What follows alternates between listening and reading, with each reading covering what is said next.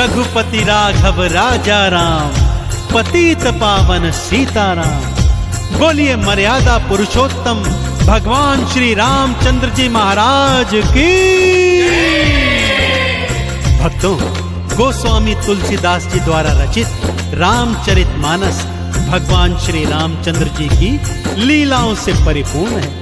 किस तरह श्री हरि विष्णु ने महाराजा दशरथ नंदन राम के रूप में धरती पर अवतार लिया और पापी रावण का अंत कर धरती पर राम राज्य स्थापित किया।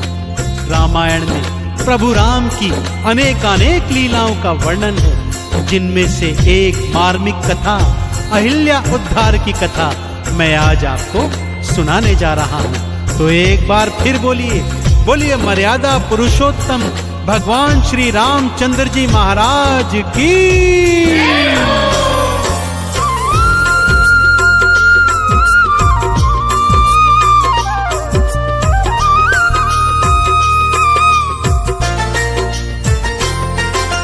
रामचंद्र जी महिमा जिनकी हो,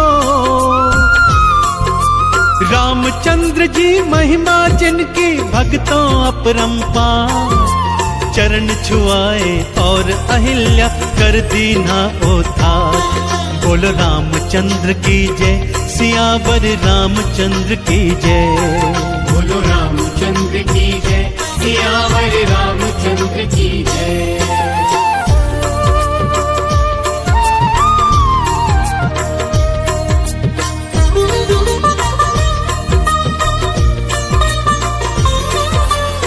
धरती माँ के आह्वान पर श्री हरि विष्णु ने धरती पर महाराजा दशरथ के पुत्र श्री राम के रूप में जन्म लिया। साथ में भाई भरत, लक्ष्मण और शत्रुघ्न ने भी जन्म लिया। बाल लीलाएं करने के पश्चात गुरु वशिष्ठ के आश्रम में जाकर उन्होंने शिक्षा दीक्षा ग्रहण की भक्तों, और अब चारों भाई गुरुकुल से वापस आ गए थे। एक दिवस महाराजा दशरथ के दरबार में मुनि विश्वामित्र आए।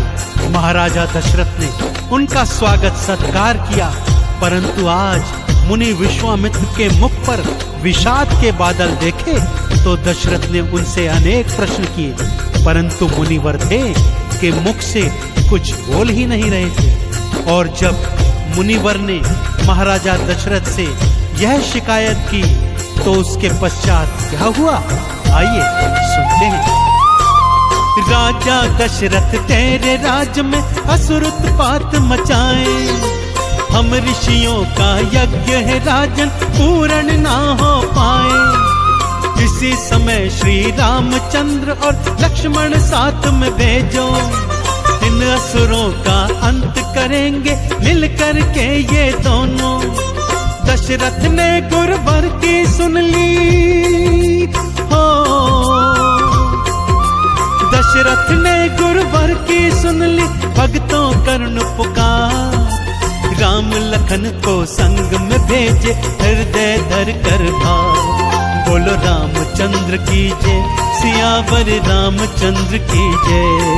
बोलो रामचंद्र की जय, सियावर रामचंद्र की जय।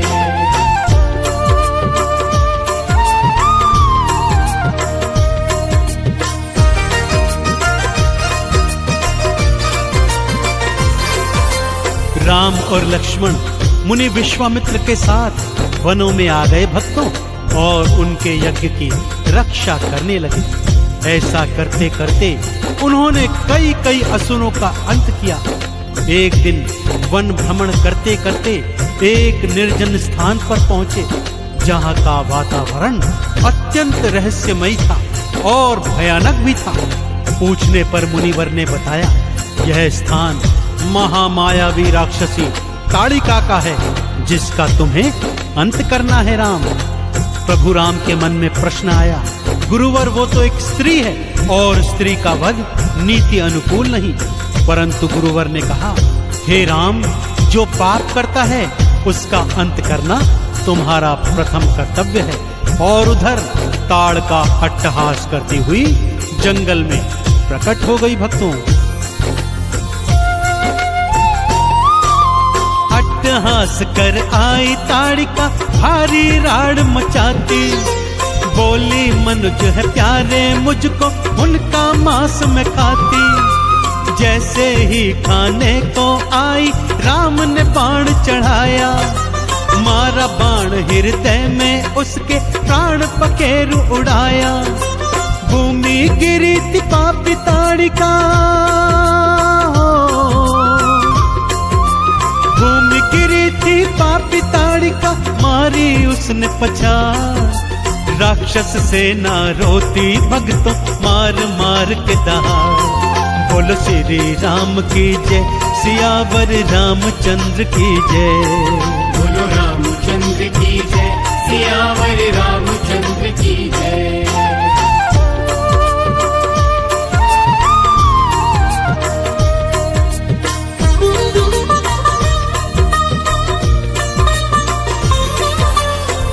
ताड़का और सुबाहु जैसे महाराक्षसों का अंत करने के पश्चात राम और लक्ष्मण मुनि विश्वामित्र के यज्ञ की रक्षा करते रहे। और एक दिन मुनि विश्वामित्र को मिथिला नरेश जनक का संदेश प्राप्त हुआ कि वो अपनी पुत्री सीता का स्वयंवर रचा रहे हैं, जिसमें मुनिवर और उनके शिष्य आमंत्रित हैं। मुनिवर राम और लक्ष्मण को लेकर मिथिला की ओर चल पड़े। मार्ग में एक वीरान आश्रम दिखा, वहां पत्थर की शिला से राम नाम की ध्वनि प्रस्फुटित हो रही थी, जिसका रहस्य मुनिवर ने यूं बतलाया। पत्थर की ये शिला नहीं थी, ये तो कभी थी नारी। गौतम ऋषि किनार अहिल्या श्रापित हुई बेचारी। बड़ी करुण गाथा है इसकी, आओ तुमको सुनाऊं।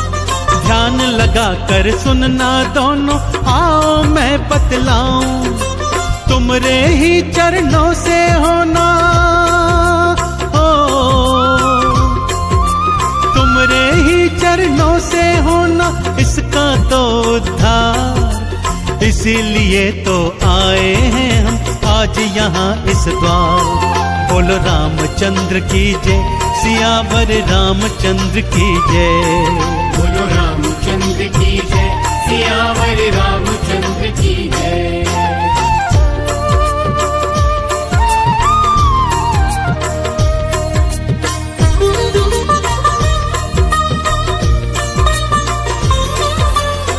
इसकी करुण कथा इस तरह है राम।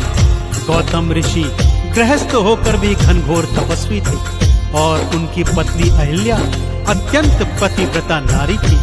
वो नित्य प्रति भोर की पहली किरण के साथ साथ गंगा स्नान हेतु चले जाते थे, परंतु इंद्र उनके तप को भ्रष्ट करना चाहता था। अतः उसने एक चाल चली, मध्य रात्रि को मुर्गे की बांग दे दी। गौतम ऋषि भोर हो गई जानकर गंगा स्नान को चल दिए और इधर इंद्र उनका रूप धरकर कुटिया में प्रवेश कर गया और अहिल्या के साथ प्रेम क्रीड़ा करने लगा। उधर गौतम ऋषि जब वापस आए तब उन्होंने अहिल्या को इंद्र के साथ प्रेम रत देखा और क्रोध में आकर उन्हें श्राप दे दिया कि जा तू पत्थर की शिला बन जा। परंतु जब सत्य जाना तो उसे मुक्ति का उपाय बताया कि राम चरणों की धूलि से एक दिन तेरा उद्धार होगा। जाओ राम अब देर करो न, शिला के सन्मुख जाओ।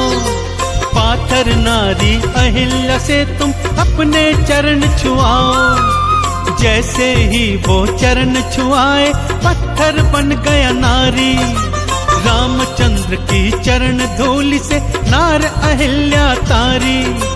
चरणों में वंदन करती है, ओ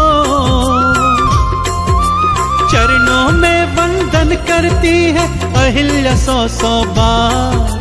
चली गई थी अहिल्या नारी गौतम ऋषि के द्वार। बोलो रामचंद्र की जय, सियावर रामचंद्र की जय। बोलो रामचंद्र की जय, सियावर रामचंद्र की जय।